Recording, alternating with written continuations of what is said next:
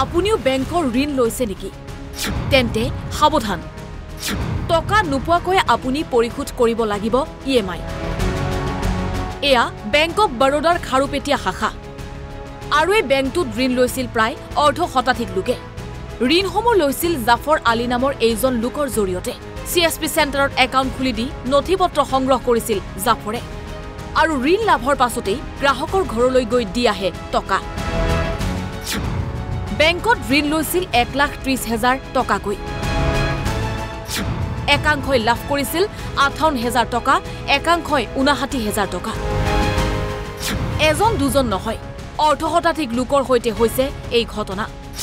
কি হল বাকি টকা শুনক আসল ঘটনা জাফৰ আলী নামৰ এজন লোক আসলতে এজন দালাল কেৱল জাফৰেই নহয় অভিযোগ অনুসৰি জাফৰৰ সৈতে আছে জহুৰুল ইছলাম আৰু মুজাম্মিল হক নামৰ দুই দালাল তেওঁলোকে নথিপত্ৰলৈ বেংকৰ কোনো বিষয়াৰে মিলি অৰ্ধশতাধিক লোকক দিছে ঋণ 1,30,000 টকাৰ বিপৰীতে কিছুমানক 58,000 টকা আৰু আন কিছু লোকে লাভ কৰিছে 59,000 টকা বাকি দ্বিতীয় কিস্তি 9 মাহ পাছত দিম বুলি কৈছিল এতিয়া 9 মাহ উকলি যোৱাৰ পাছত লাভ কৰা নাই ধন বিপৰীতে গ্ৰাহকলৈ আহিছে 1,30,000 টকাৰ ঋণ পৰিশোধৰ জাননী তাৰ পাছতেই হাহাকাৰ লাগে অৰ্ধশতাধিক গ্ৰাহকৰ মাজত জাফৰ আলী নামৰ এজন দালাল খাৰবেটিয়া বৰোদা বেংকৰ পৰা লোন লৈ দিব 1,30,000 টকা জাফৰে ক'লে তোমাৰ 1 টকাও নালাগে 1,30,000 টকা লৈ দিয়াৰ পিছত 5,000 টকা আমি ল'ম তে প্ৰথম কিস্তিটো 60,000 টকা সেকেন্ড কিস্তিটো 70,000 টকা 9 মাহ পিছত সেকেন্ড কিস্তি দিব পিছত 9 মাহ পিছত আমি গ'লো তেওঁলোকে ক'লে পইচা উঠাই লৈছে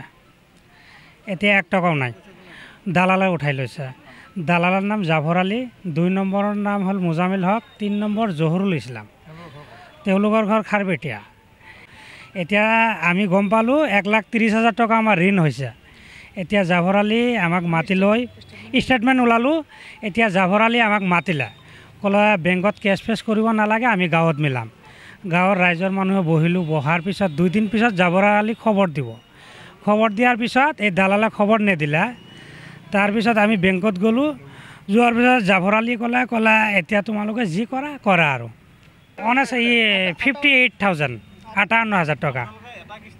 এটা কিস্তি পাইছোঁ সেকেন্ড কিস্তি পোৱা নাই আৰু উঠাই লৈছে জাফৰ আলী নিজৰ ঘৰত চহী লৈছে তেওঁৰ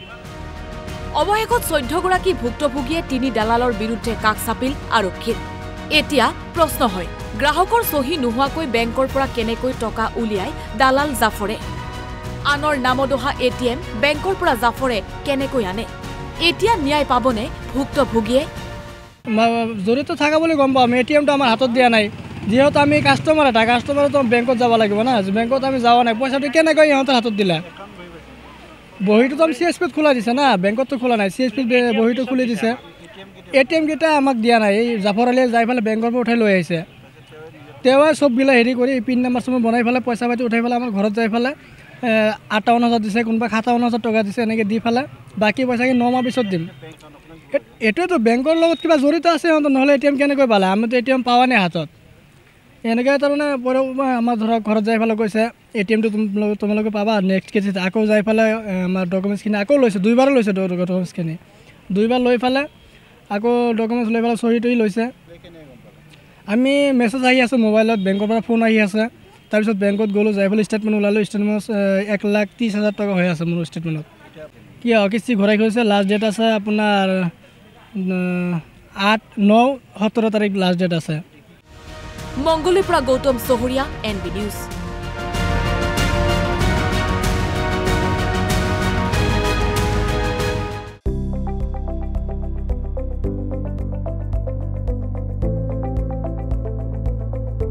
NB নিউজ সহজ সৰল ভাষাত নৱভাৰতৰ কথা